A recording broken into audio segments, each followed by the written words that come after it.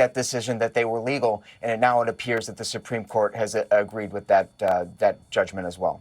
Devin, thank you. And of course, that horrific moment from 2017. Investigators say there were several of those bump stock devices that were used to carry out that killing, some 60 people. This country, we've seen a lot of mass shootings. This was another level, and that's why it had that bipartisan support behind the ban initially. Let's bring in our Chief Justice correspondent, Pierre Thomas. From a practical standpoint, Pierre, what does this mean going forward? Well, this obviously is going to concern many in law enforcement. As you said, the Trump administration and the Biden administration have been pretty clear that these bump stocks, in practical terms, even though the Supreme Court ruled that technically they are different, in practical terms, this allows a weapon to fire a tremendous amount of rounds. And we know that assault rifles are the primary weapon used in many of the mass shootings. So law enforcement will be looking at this, again, deeply concerned that, again, people who want to commit acts of mass violence will now be able to buy these things across the counter with no problem whatsoever.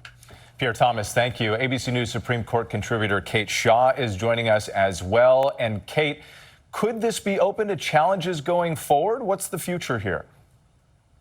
Well, the ATF could try to do something different if it wanted to. I mean, the fundamental problem here is that the conservative majority, in the opinion by Justice Thomas, really focused on the words of a statute. And of course, that requires Congress to change if they're going to give the ATF different authority. But I do think you have sort of a theme in this opinion between the majority and the dissenting opinion, which is that the majority really views itself as the sort of the final arbiter of all legal questions. And it says there's a statute and we're going to decide what the statute means by reading the words closely. There are even some images, right, diagrams in the opinion of how these bump stocks work.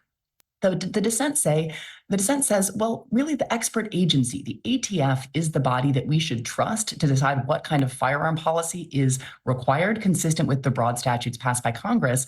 And of course, here the majority has the votes, and so it wins. And so this regulation, again, as you said, a Trump administration regulation falls. And I suspect we are likely to see more decisions along these lines where agency decisions get overridden by the conservative majority on the Supreme Court.